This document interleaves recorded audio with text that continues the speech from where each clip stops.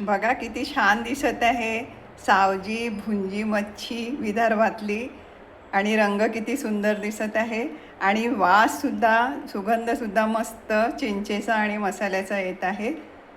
बघून अशी खावीशी वाटत आहे, इतकी छान भाजी आहे. ह्या भाजीची मी रेसिपी दाखवणार आहे तुम्हाला. तुम्ही शेवटपर्यंत बघा आणि तुम्हालासुद्धा करावीशी वाटेल. आवडल्यास शेवटपर्यंत बघा आणि आवडल्यास सबस्क्राईब आणि शेअर करा. नक्की शेअर करा. धन्यवाद. मी आज बनवत आहे भुंजी मच्छी. जी मच्छी बाजारामध्ये भाजून मिळते, फक्त विदर्भातच मिळते. याला हळद लावून तळीसमध्ये भाजल्या जाते जाळून त्याच्यावरती.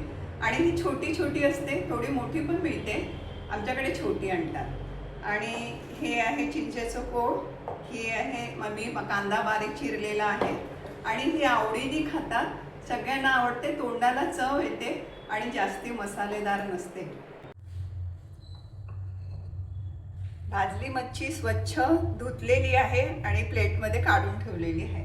यासाठी लागणारं साहित्य: कांदा बारीक चिरलेला आहे, आलं लसणाची पेस्ट, तिखट, धने पावडर, जिरं पावडर, हळद आणि मीठ आणि महत्त्वाचं म्हणजे चिंचेचं कोळ.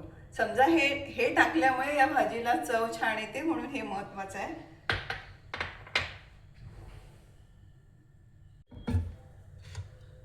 पातेलं गरम करायला ठेवलेलं आहे. त्यामध्ये एक साधारण 2 चम्मच तेल टाकायचं, कारण भाजी तेल तापलेलं आहे. मी टाकत आहे बारीक चिरलेला कांदा.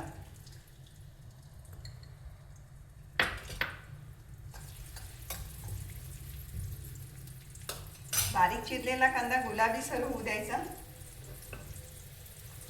ही आमच्या विदर्भामध्येच मिळत असते आणि आम्ही सावजी लोक नेहमी खात असतो. छान चविष्ट असते आणि ही छोटी छोटी असते. आधी भाजल्यामुळे ती शिजलेली असते, त्याच्यामुळे तुम्ही नुसतं तिखट मीठ लावून, वरून तिखट मीठ जिरं पावडर लावून सुद्धा खाऊ शकता. चाट मसाला वगैरे टाकून ती सुद्धा छान वाटते.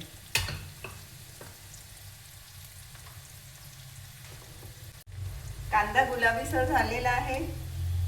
मी 1 चम्मच अद्रक लसण आणि कोथिंबीरची पेस्ट टाकत आहे. याला तेलात होऊ द्यायचं.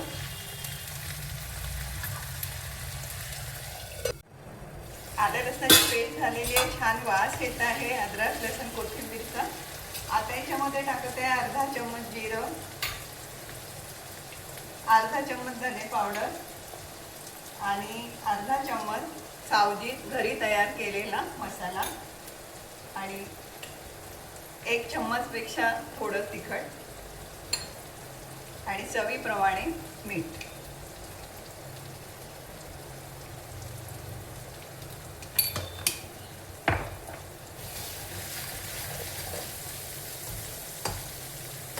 आणि हे चिंचेचं कोळ केलेलं आहे ते मी याच्यात टाकत आहे.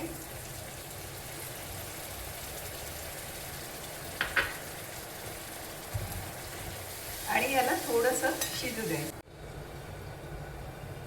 बघा मसाला शिजलेला आहे.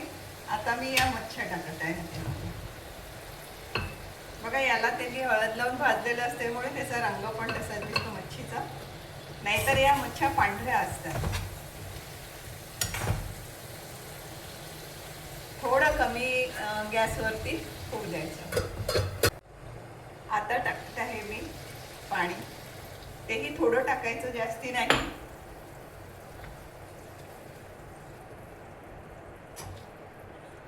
बस 1-5 मिनिटात भाजी शिजून जाते.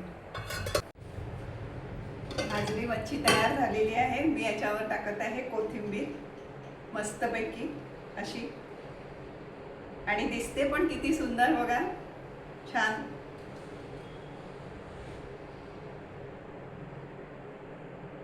अशी छान ऑरेंज आणि मस्तपैकी आणि चिंचेचं आणि मसाल्याचा छान वास येत आहे.